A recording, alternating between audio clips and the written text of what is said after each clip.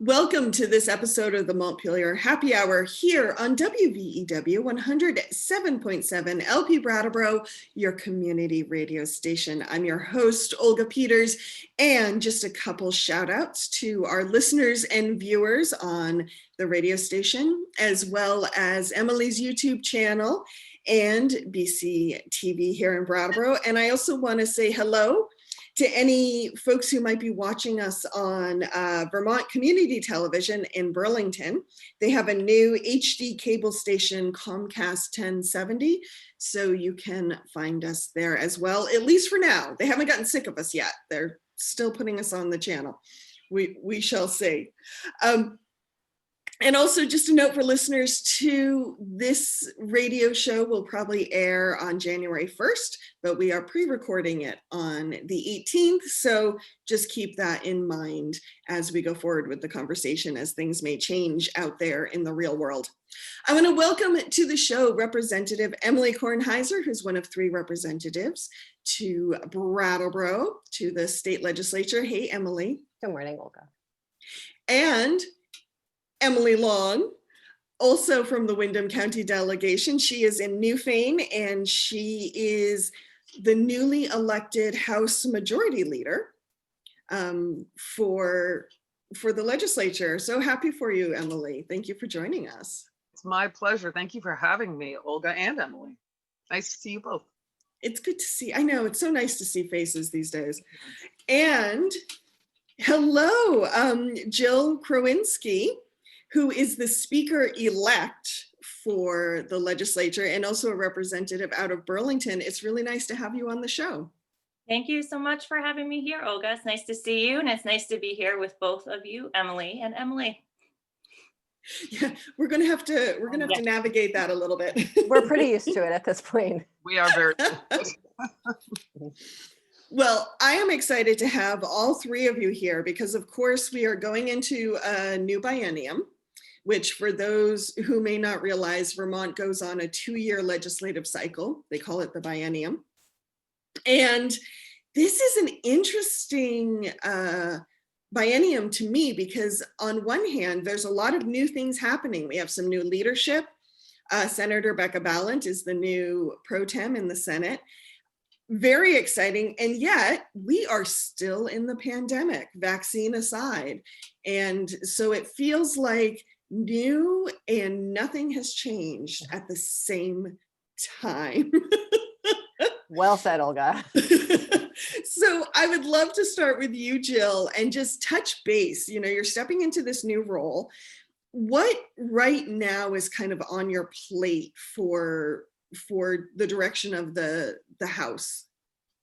Well, that's a great question. Yesterday, we had a House Rules meeting to work on and organize what it looks like when we come back in January.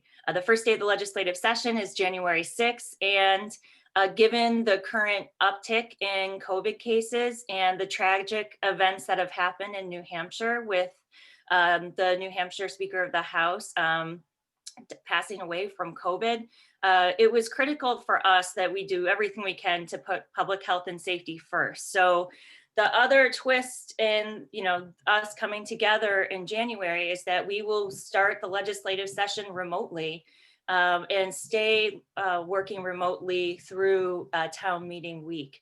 Then we will reassess if we can come back in some sort of hybrid model or if we need to stay remote.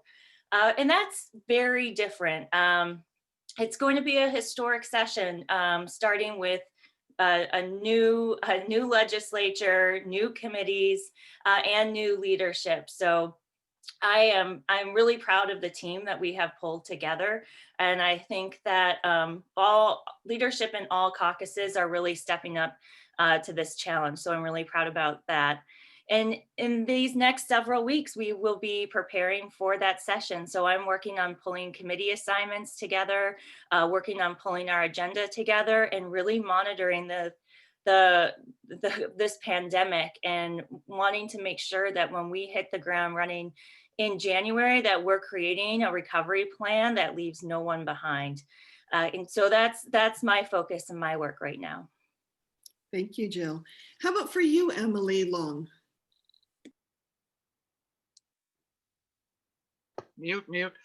So I couldn't agree with everything Jill said more, and it just for me, I'm on House Rules as well, and the decisions we made yesterday were pretty significant for us as a caucus and as a body, and frankly as Vermonters. While I think we did an amazing job in the from March. Was it 13th was the last day we were actually in the building. From that moment on, I think we did an amazing job as a General Assembly, trying to include everybody as best we could and shift things from where we were to this whole new world. It's still a challenge to be able to operate as efficiently and effectively as we can remotely. So now we have a lot of new members, and as Jill mentioned, we have new leadership as well. So my job is to make sure that everybody's voice is heard, to make sure that everybody feels safe and comfortable, that Vermonters have access and care very much, because they care very much about the work we're doing. So we want to make sure that they get to have a voice and are involved as well and can follow the work that we're doing. So, and on top of all of that, my job is also to make sure that people feel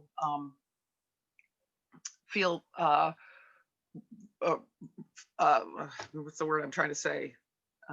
Not just safe, but they feel included in the process in a way that isn't overwhelming for them, because this change is going to be really significant, especially for new members coming in. And it is, there's so many pulls on us all the time.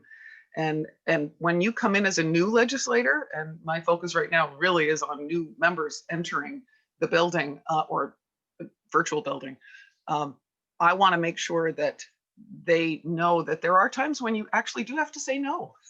You can't attend that meeting or that caucus or whatever. So there's so many things pulling at you. So, and on top of that, trying to make sure that we're staying focused on our priorities, our priority goals, and in fact, we're still developing all of our priority goals. So those are the draws that we're doing. But COVID has shifted everything for us, and we just need to make sure that we move forward so that we come out on the other side of this and able to operate effectively.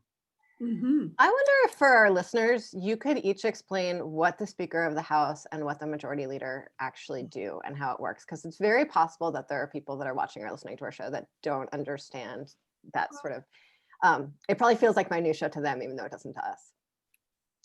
Well, that is a great question. So the Speaker of the House presides over the House chamber and is in charge of the flow of bills. So when a bill is introduced, it's up to the discretion of the Speaker what committee that bill is assigned to. And like I mentioned earlier, the Speaker is also charged with forming committees.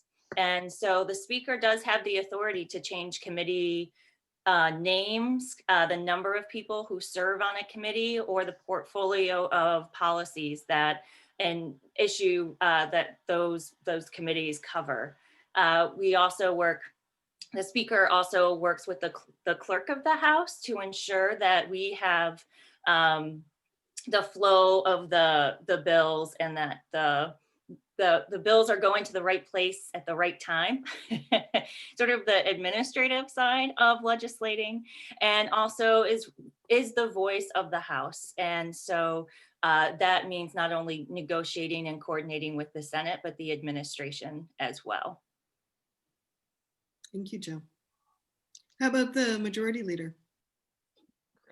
Great question as well. And I'll just say the Majority Leader is actually responsible for supporting the Speaker with program development, policy formation, policy decisions.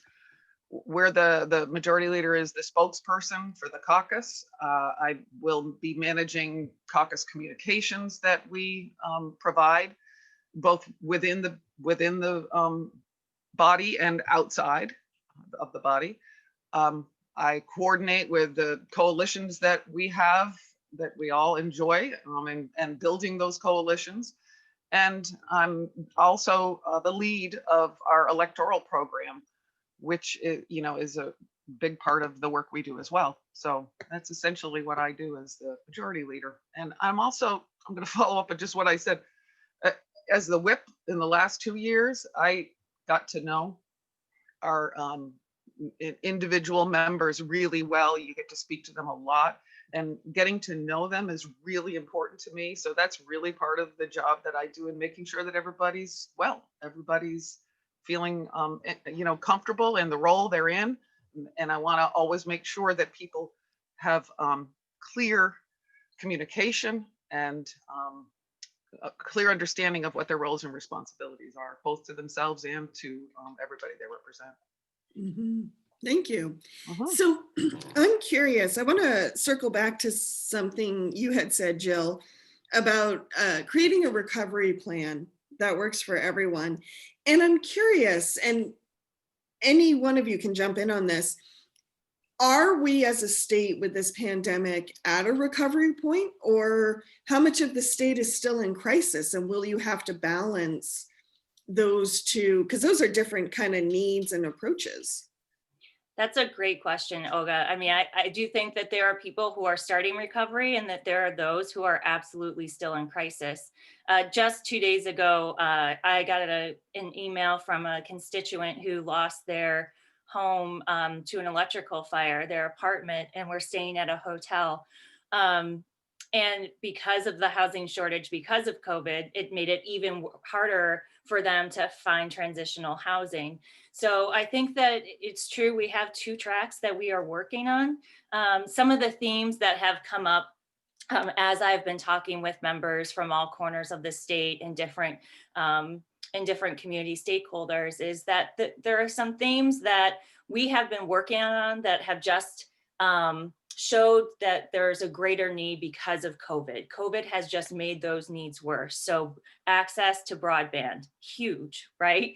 We already knew that was a problem. That was something that we were working on. We invested CRF money into those. So much more work to be done. Access to high quality, affordable childcare.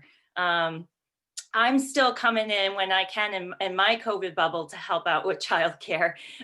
It's a huge need across this state. Whatever your zip code is, that is a challenge that families face. And then when it comes to housing, like I mentioned, housing continues to be a challenge for people to afford and to have safe housing.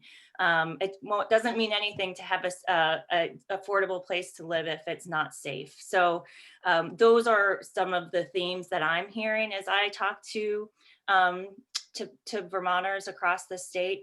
And I will just say, if I can take this moment just to give a shout out to our amazing frontline workers who are they have been doing this for what feels like years at this point, but they are showing up every day doing the work to keep us safe and to help us through this recovery. And I am just so proud and grateful to them, and just want them to know that we have your back. Thanks, Jill. Thank We've you. been pretty much every week on the Montpelier Happy Hour, we keep on coming back almost by accident to the theme of all the cracks widened, all Yep. the things that we are seeing that we knew we needed before. And it's really exciting that so many more people, so many more Vermonters are aware of the challenges that their neighbors face. And so it does feel like there are such opportunities for a recovery that's even, can make us stronger than we were before. Emily, if I could just follow on that, Yeah. one of the things that I've noticed so much, and I've mentioned this to other people before, and when I mention it, I get such amazing, solid feedback from people saying the same thing. There has been an outpouring in each one of our communities in a way that I have never seen. I've lived in Vermont my whole life. I was born here. I've lived here for my whole life, and I've never seen such an outpouring of support for community members, for family members, for across regional organizations. It has really been heartening to watch that, and it's really notable that people are stepping up because the need is there, and that's what we do. Well, we often pride ourselves on being Vermonters and but this is a really good thing that we're doing, and I am so grateful. I represent the town of Marlborough, and the Marlborough Community Center has pulled together, and they're providing all sorts of resources for the community, making sure that there's communication between those they don't necessarily always communicate with, reaching out. And that's just one example of so many, and it feels really good to watch that happen. Yeah, I remember after Irene, people were Yeah. And I lived up in Burlington for a really short time, but it was during Irene, and it didn't really impact Burlington all that much compared to the rest of the state.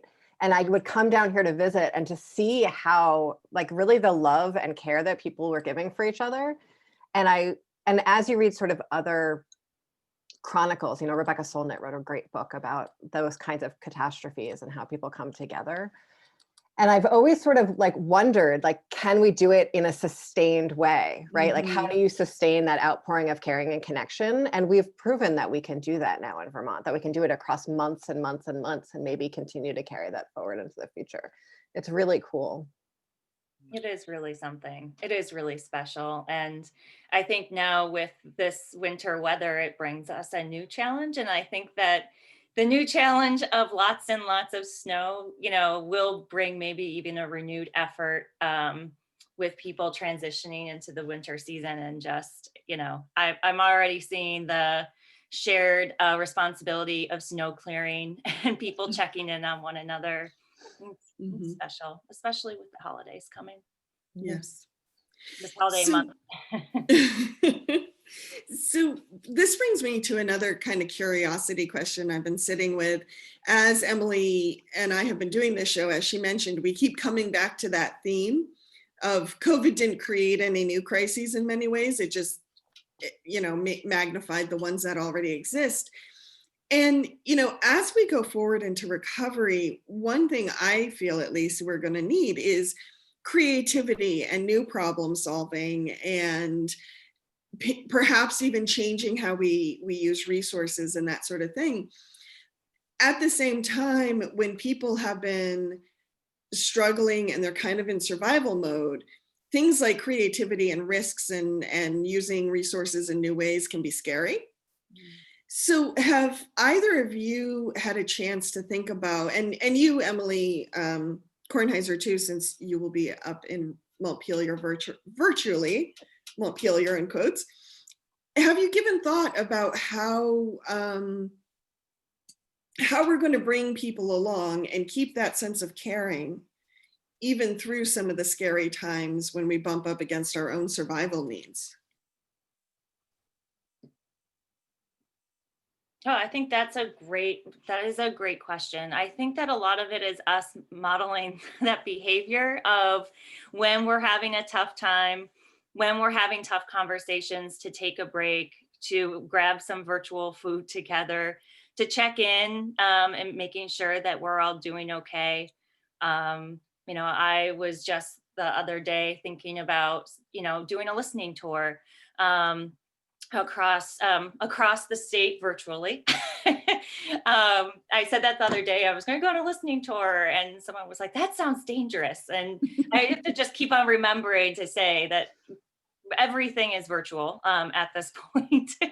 But I think it is really important to keep in touch with people and keep open lines of communication, and know that for me, the speaker's office we have an open door policy, and that it's just critical that, as I said, we need to create a plan that leaves no one behind, and that we're making sure everyone is at that virtual policy table because there's too much at risk. And so I think that's what we just need to focus on. And I love that idea of a listening tour, and it is something that we're going to celebrate the things, right, that we're forced into, which is gone virtual. Jill can do a listening tour right from Burlington virtually, and we can include people from all over the state in a way that might have been more challenging in the past. This is still challenging. I don't want to say that everybody has access to any kind of virtual event, so I always try to be really mindful of that. Who are we missing when we offer these virtual events? And so that's a constant for us all the time. But I love the idea of that, because frankly, all parts of the state aren't exactly the same. And I think it's really important for us to stay focused on that. There are regions that really have different needs than other regions, and different focus than other regions. And so we really need to make sure that we're doing that listening everywhere across the state. I think that's truly important. And I appreciate that, Jill, that you have that focus as well. I think last year, as we sort of moved virtual, we were all in such deep learning mode about new technologies and how to be inside whatever spaces we were in with whomever we were in those spaces with, and what having a conversation in Zoom felt like and where our boundaries were. And when we're sort of in the midst of learning a new skill, it's really hard to do our sort of usual tough talking, creative thinking, all of that stuff. And so I'm hopeful that as most of our members have really gotten a lot more comfortable with the technology quite quickly, that we are going to be able to sort of move out of that learning mode and move into our usual learning mode, which is about learning what's, best for Vermonters, what policies work, what's happening, and how to sort of solve problems, that there is more space now that we're out of just like constant, where's the mute button? I don't know how to do this. I lost my screen. What's going on? Can you hear me? And it's been amazing to watch a very, maybe not as diverse as Vermont, but a very diverse group of legislators dive in and learn these new sort of, office 21st century skills. It's really cool. And because of that, Emily, we're much more able to train the new members that were just elected. So we can do that much more efficiently, the training for them to be able to step right in. And honestly, I will just say, having met many of the new members that are coming in all parties coming into the General Assembly, they are amazingly skilled already. So they're, right up, they're going to catch up with us really quickly on the platforms that we use, and they're going to be trained really quickly and step up and ready to move. Olga, one thing that has come out of remote legislating that I think is really, really fantastic is the openness and transparency and the ability to bring more people into the conversation. Before we recorded committee meetings so that you would have to call and get the CD or the thumb drive to listen to the meeting. And now you can just hop on YouTube and watch whatever meeting. And I just think the number of barriers that we have torn down in order for people to be able to participate has been incredible. And even just thinking about holding a hearing and someone having to find childcare and drive 2 miles to Montpelier, now they're hopping on Zoom, they're hopping on YouTube. And I just think that that is something incredible. We've gotten great feedback about it. And it's something that we're going to continue to do moving forward, because I just think it was so good for transparency in government. And the longer we do it, the more people are learning about it. So the Brattleboro delegation had a meeting with some constituents the other day, and they were saying that they feel sort of, they didn't understand how much access they now had. They didn't know about the YouTube. And when we told them about it, they're like, well, we can't visit you in the State House anymore. I'm like, how often did you visit in the State House? It was 2 hours away. Now you can do it from your living room. And they were so excited to both hear about the YouTube and hear about how much easier it is to testify. Because before we would accept testimony via phone, but the person on the phone was always at sort of a disadvantage when everyone else was in the room together. And now that really levels the playing field of folks who are sort of more in the Montpelier nexus and people who are paid for, to testify regularly. And then folks from the outlying regions are just, citizen advocates. It's very exciting. And you know what, we're going to have to be really careful about the transition when we get into recovery. How do we include that and make not just go back into our same groove as we always were? I mean, this is true of everything. When you move from one transition to another, you got to make sure you bring along the good parts with you to the new method of operating. And we're going to have to try to find a way to meld the two, and we will. So we have just about 5 minutes before we need to go to break. So I'd love to touch in with all three of you about, in this COVID pandemic and in all these transitions you've gone through with Zoom and new technology and connecting to people in new ways.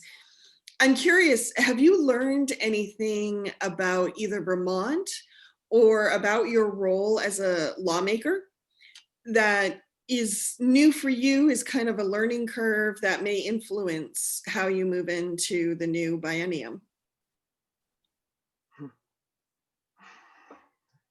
Wow, that is a great question, Olga. I mean, I think that as things were moving so quickly during the COVID session, I really thought that, everybody was able to keep up and like just on it. And as I started to connect with people to check in, it was clear that everyone was so overwhelmed and that they were either struggling with the amount of constituent work happening or just having challenges governing because they were having childcare issues.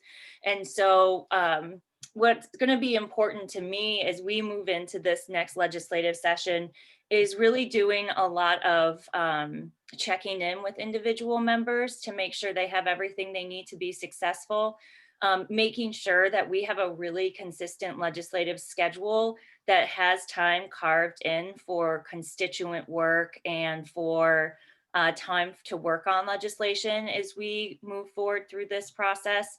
The reality is that governing online just takes more time. I've been starting to tell people that it's the remote governing, there's like a 25% bump and to do, legislation. The time to take testimony, the time to fully understand all sides of the arguments for the bill, for it to move through the legislative process through votes. It just takes more time. And so for me, it's more communication, more clarity in the schedule, and patience, because it's just different when we're governing remotely, and just acknowledging that. And some context for listeners about that, because they might not realize. So when we are governing in real life, the most of us are in Montpelier full time for those 4 days. And that means that essentially we just give ourselves over to whatever happens. We have very few of us have any expectations that we'll make any sort of permanent plans between 6 a.m. and 8 p.m. on any given day, Tuesday through Friday. And, meetings come up and you just flow from one meeting to the next and one thing that needs to get done to the next, and then, crash on Friday night. But when you're at home, either surrounded by your family or by yourself and needing to feed yourself, whatever it is, it's the expectation of sort of a schedule and boundaries to that become really, really important, because you can't give yourself over to the same way. Your family might notice that you exist, or you might need to actually like defrost food to cook it, whatever it is. You might need to go get wood for your wood stove. And so those kinds of like real life concerns, I really appreciate that you sort of named that need for a schedule in a way we really don't need it when we're in real life. Yeah, and because of that, that's a part of the communications that I think are so important. I tell members all the time, don't hesitate to ask for help. Don't hesitate to say to us, I don't know how to navigate this, because I'm going to tell you, most legislators, they're pretty, they're pretty self-reliant in many ways. And there's a lot of new going on right now. And I'm not talking about just new members here. I'm talking about members who, as Emilie said, we're really used to a certain way of operating. And this is new for everyone. And people don't like to ask for help. They just don't. And I keep saying, if you've got a question, ask it. Make sure that you come to leadership, you go to your committee chair, you do whatever it takes, but make sure you ask, because there's help here for you. We're going to navigate it together. And we're also working on Emilie and Jill learning to ask for help. I think they're both getting better at it too. Yeah, we don't do that well. Leaders need to ask for help too. So. Yeah, the one thing that I've actually learned, which is a little more personal, and it's definitely about how I'm going to be able to take care of myself when we go back into real life, is that I'm actually an introvert, and that's okay. And that I've like sort of gotten so used to faking extroversion that it exhausted me in a way that I wasn't even really quite aware of until I actually got to rest in some degree of solitude here in my endless Zoom room. And so that's been really just like an interesting moment of self-realization for me. And so I'm looking forward to figuring out ways to care for that part of me whenever I see real humans again. Mm-hmm. That's a big one. I'm not going to label Jill because she can label herself, but you're definitely describing me as well. I have a feeling Jill's a little bit of that too. Yeah. Yep. We all struggle with that, Emilie. Mm-hmm. Wonderful. Well, For our listeners on WVEW 107.7 LP Brattleboro, Emily Long, Emily Kornheiser, and Jill Krowinski and I will return after a brief message from our underwriters. Welcome back to the second half of the Montpelier Happy Hour here on WVEW 107.7 LP Brattleboro, your community radio station. You can also find us on Emily's Kornheiser's YouTube channel, as well as BCTV and Brattleboro. So I want to throw it to Emily Kornheiser quickly. Let's talk about what it means to have this new leadership and kind of take that, Emily. What's that important for you? Oh, I didn't know I was going to answer this first. Or you can just frame it for them if you would like. So I am just entering my second biennium. And so for me, what was like the leadership structure for the last 2 years is what the legislature is. And so I get, and in some, there's only so much that we can focus on in any given moment. And so on some of it, I just accepted reality as reality. Like when Jill was just talking about shifting the number of people on committees or what the purview of each committee was, I knew that in the back of my mind that she could do that, but the idea that those things could shift is kind of mind-boggling. So to think that many more doors are open is really exciting to me. And that sort of there's so much more potential for shifting. I really appreciate how focused I've heard both Jill and Emily be lately on sort of caring for each member and what we're each doing and what we need to get our work done. I think there's sort of a long history in the legislature of some degree of, I think it's a combination of martyrdom and then just sort of like a legacy that this was mostly men doing men's work and there were women at home taking care of things. And as we've sort of really shifted significantly who's serving, we haven't necessarily shifted the story about what the people serving need to do their work well. And so that feels really exciting. I've heard from other legislators that also the workload has increased really significantly over the last few years.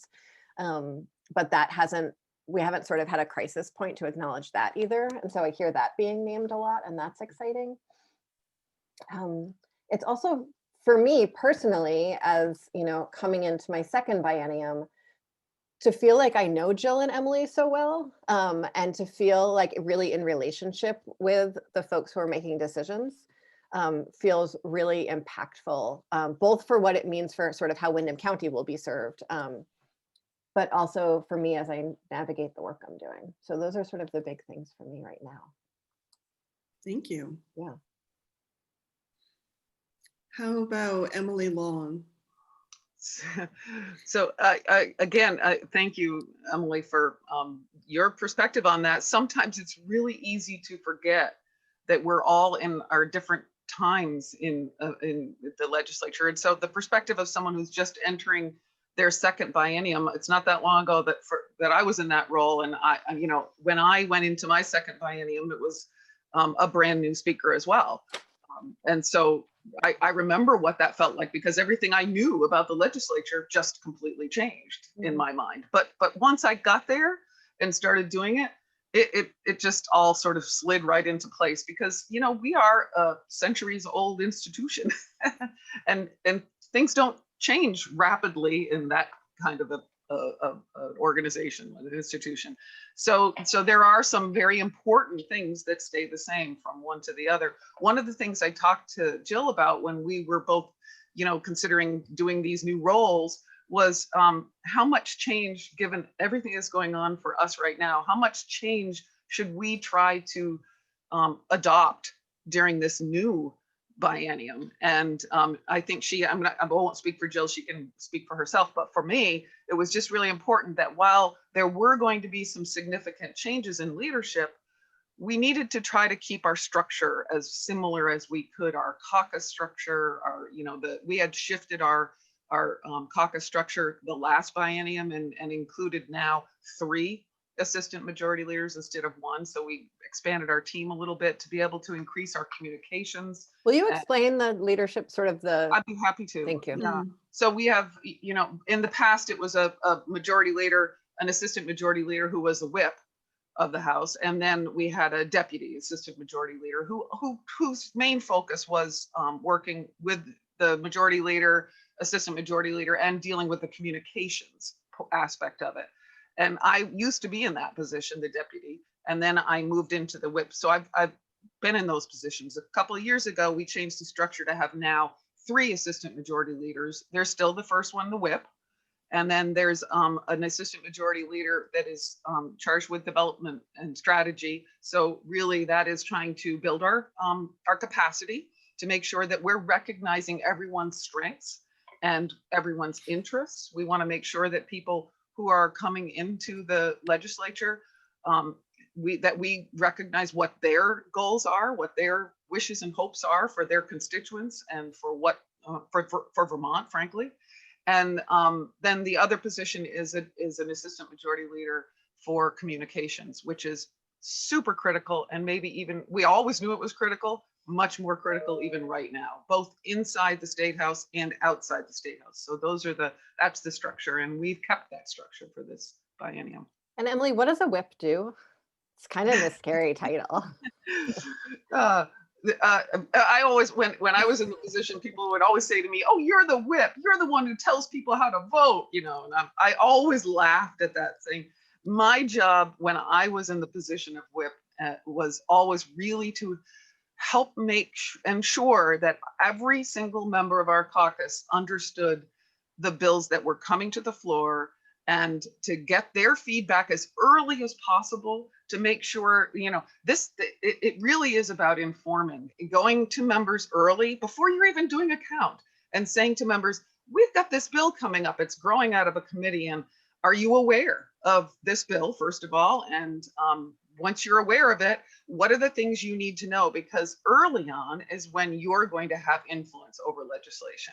Once it gets to the floor, then it's amendments and that sort of change. But so early interaction with bills for our caucus members is so important. So yes, a whip does count votes for when it's coming to the floor. They'll go to members and say, can you support this? That is a part of it, but it's also very much about helping members understand the legislation. What is that? It's a kitchen tool that you use for like really slow cooking eggs. Like people often put them on their wood stove. Do you know what I'm talking about? It's like an egg coddler or something like that. Is that the term that I'm thinking of? Coddler. Yeah. Okay, I often think of that was sort of more your style than a whip. Like if I had to name a like tool that like I would associate that title with, it would definitely be like whatever that sweet thing that sits on the wood stove and helps. That's very kind. I think that's a great analogy. What I will say is it really is about getting to know people. Honestly, that position is really about getting to know people and being able to talk to them and have a dialogue. It's not about one to the other, it's back and forth. Mm-hmm. Olga, as I think about the new leadership coming in and building off of what Emily talked about, getting to know one another and how critical it is to have relationships with members. The thing that I am excited about is working with your own Senator Becca Balint as in her new role as pro tem. Congratulations to Becca.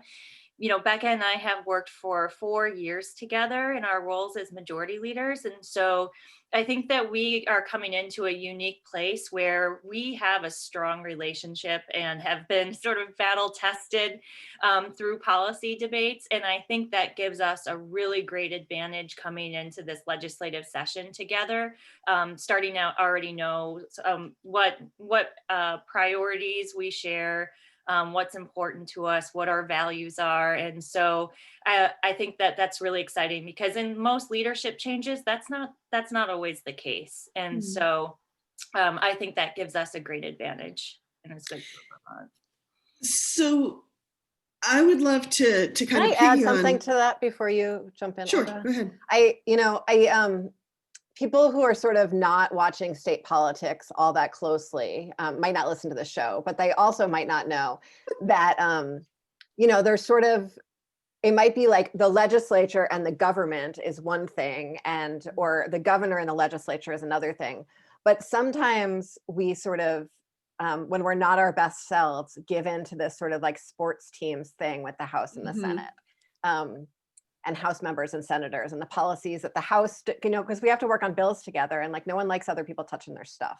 And so it becomes this it can become this rivalry that can get really toxic if we don't have really skilled folks at the helm who are in relationship with each other and really invest in that collaboration. And that's a really exciting part of this new biennium, that we have Jill and Becca doing that together. Thank you, Emilie, for that clarification. What I wanted to kind of throw to you, Jill, is if I remember correctly, in your outside legislature life, if there is such a thing, you're the executive director of Emerge Vermont, is that correct? That is correct, yep. And that's a program that helps recruit and train potential female leaders, Democratic leaders, for leadership roles, basically. And I find it interesting because I know Becca's a graduate, Emily Kornhei's a graduate. I don't know, Emily Long, did you go through Emerge? No, I did not. Sorry, that's okay. Neither did I. Neither did I. Apologize. But I'm curious with kind of your ED hat on, looking at a shift of leadership in the legislature, where right now we have an all female leadership in the House and the Senate. I'm just curious, what are you seeing through that lens as far as leadership, how it's shifting or not, that type of thing? That's a great question. So Emerge Vermont is an organization that recruits and trains Democratic women to run for office and provides ongoing training and support as they work through their electoral journey, as I'll say. And, I would, for the reputation that Vermont has as being such a liberal state, we have a ways to go when it comes to empowering women in office. Vermont is the only state not to have sent a woman to Congress. And even in the liberal city of Burlington, Vermont, we have not had a woman serve as governor. There are still many boards and commissions across the state that are held by all men. And so there is a great need, even though we've made some great progress, there is a great need to continue to build the pipeline of women to run for office. And, I am so proud that, when we are able to be together in session, when we have our first joint session and at the podium, it's Molly Gray, Becca Ballant, and me to just reflect that we're all Emerge alums and to show that the investment in the program and supporting women really makes a difference. And so Molly Gray is the first Emerge alum to win statewide office, and she's not going to be the last. And so I think especially in this environment, when resources are so scarce, Madeline Kunin always says, if you're not at the table, you're on the menu, that we're making sure that we have women at the decision-making table to ensure that no one's being left behind. When we look at this recovery, women in the workforce are taking a great hit, having to decide whether to quit their jobs and take care of their kids, how they're going to manage their career, juggling the needs of the family. And it's real. And it is that when I look at the numbers, it is a growing problem, and it really concerns me. And so that's why I just think that the work that we do at Emerge to support and empower women is so important, especially right now. The majority of women who left the workforce in September, the first month that sort of school, whatever school is right now, restarted, was women. And to think that the folks in leadership and decision-making roles, that those numbers will resonate with them makes a really big difference for how we develop policy. It's really,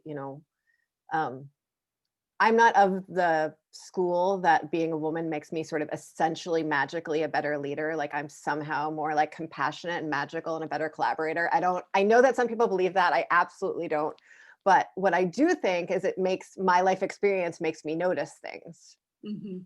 And being a woman, I notice things that are different than especially my sort of white male Christian colleagues. And so that makes a difference for policy. And it's not just, the chairs, it's all of the leadership, it's a lot of the chairs of our money committees, it's even, and not a merge alum, but the minority leaders for both the Progressive Party and the Republican Party are both women too. And so it's really, it's an interesting way of making progress that we're that we're working through. Mhm. Emily, the fact that you brought that up, I was going to say the same thing. It has been very to watch the shift in the job market and the number of women who have left their jobs in the last number of months. And this isn't just Vermont, this is nationally, and it's a huge concern, I think. And I do appreciate what you just said, Emily, about it. And I think we need to stay focused on it. There is a responsibility, I think, for women leaders to realize that their job is to be role models for those who are. I have a daughter and I have a 3-year-old granddaughter, and I cannot wait for the moment when we can actually get ourselves back together in person so I can bring her to the State House and let her meet our speaker, who is a woman, our pro tem, who is a woman. The leaders that we have, these are our role models, and we need to make sure that we're doing that so we don't see what has happened over the last few months continue. There cannot be that type of world that we live in. We should all be focused on how we support women in the workplace, because that's who we are. We're women in the workplace. And it's not just, there's the unemployment rate, which I think is very related to sort of folks leaving because of school and service jobs and a bunch of other things like that. There's also a really interesting study about female academics and the shift in publishing. I don't know if you've both seen this. It's fascinating. So there was a study a couple months ago that came out, and academics publishing rates by gender. Men's publishing rate has actually gone up since the pandemic, and women's publishing rate has like absolutely bottomed out since the pandemic. And you see studies of who gets the private office in the house, and who's sort of working in the living room and the kitchen in couples that are sort of staying at home working. So it's absolutely like really wide across class lines and professions that we're seeing this gap. Mm-hmm. In the interest of time, I want to pivot a little bit because you're talking about policy now and how to build new policy. And I'm curious, as we're going into this new biennium, as we're going into hopefully a recovery period, although as I've said before, it feels like most of 2020 has been in air quotes, school, legislative meetings, and we'll see if those air quotes continue into 2021. What would you like to see, each of you, in recovery? Like, what new policy, what new allocation of resources would you like to see so that we do have a recovery that leaves no one behind? Yeah, that is a great question. As I think about what that recovery looks like, as I mentioned, it's broadband, access to high quality and affordable childcare and housing. But I think the theme that we need to be thinking about as we make those decisions and thinking about who's at the table and who's not at the table is just thinking about social equity and racial justice. And, we know that this pandemic is having a very big impact on people of color. And so I think that we can't lose sight of, when we're thinking about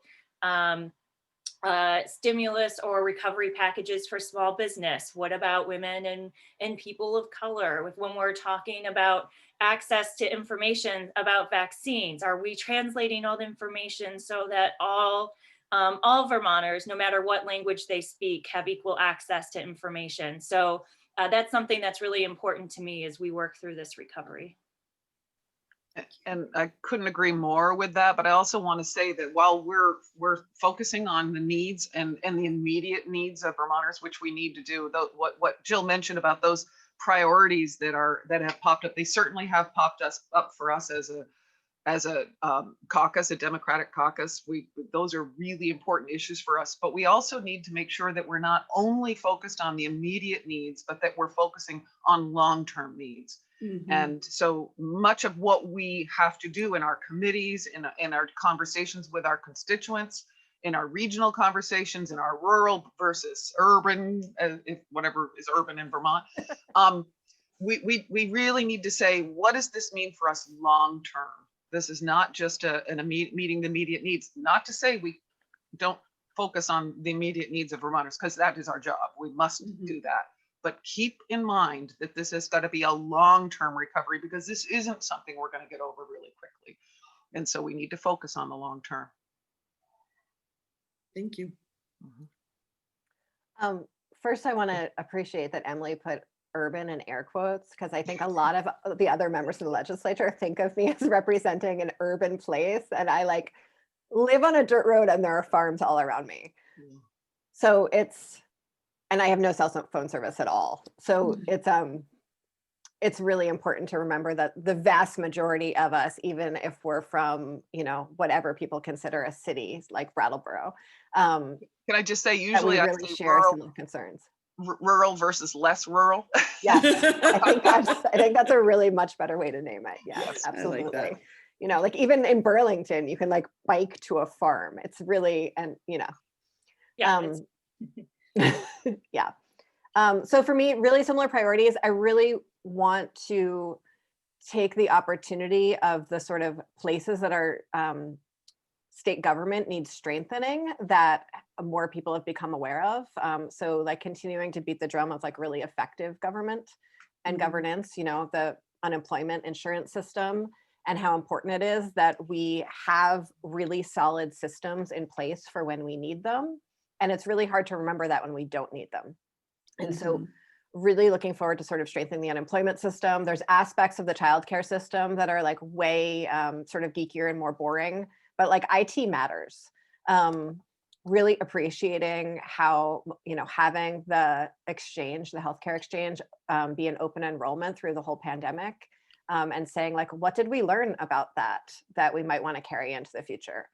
So really like reviewing sort of lessons learned for what did work during this time, and what made a difference for Vermonters, and carrying that through, food access and what we know about kids and hunger feels really huge, and how we sort of shifted both our charitable food system and sort of our formal benefit food system, I think is really important, and some stuff that we might want to carry through the year. And then, like Jill said, essential workers, and how we both protect them and strengthen both the rights and the benefits that they get. Thank you. So I'm going to add one more thing that I would love to see more named in our conversations. And then I have a question, but what I would love to see named in the conversations, because we have an aging population and so many of us are sandwiched between caring for our kids right now and caring for our elders, I would love to see elder care and resources for elders named a little more specifically in a lot of our conversations. And then finally, we have just about 5 minutes left. What about how much does what the federal government is doing, and with the funding ending, the current COVID funding ending on the 31st, what impact does that have?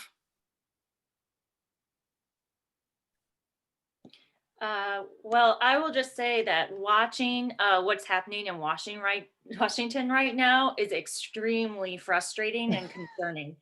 Not only are they debating the pandemic relief bill, at the same time, they are debating our country's budget.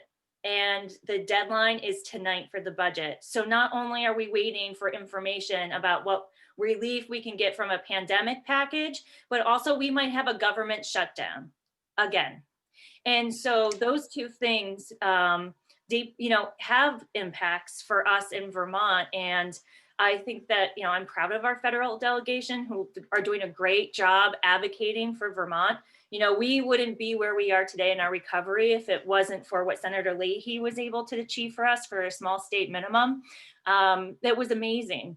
But when we talk about all of these different policy areas and what we want to achieve, they are absolutely tied to what pandemic relief funds we are able to get and how we prioritize these policy investments and bridges to get us through this pandemic. So I'm really concerned about that. And on top of that, the vaccine distribution also is getting tied up in Washington, which is another serious problem. So I just think that as we work on planning and prioritizing for this upcoming session, we just need to know that all of those decisions will be impacted by what happens in Washington. And so that is something that is absolutely keeping me up at night right now. Thank you, Jill.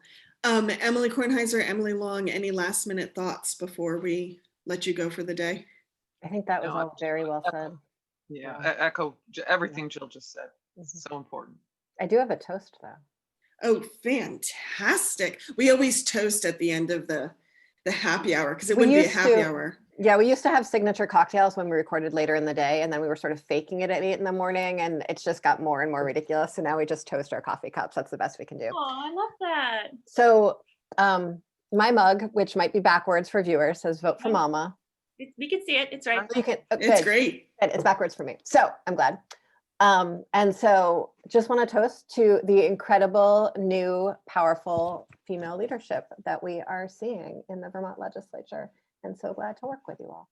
Thank you. Right back at you, Emily. Here, here, cheers. Cheers. Thanks, Olga, for having us.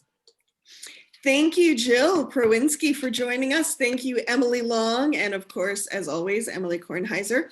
You can find the Montpelier Happy Hour at 2 p.m. on Fridays on WVEW, as well as YouTube and BCTV. Hey, everyone going into 2021, happy New Year, and may it be better than 2020. Take care, everyone. Absolutely. Take Thank care. you. Thank you. Bye-bye.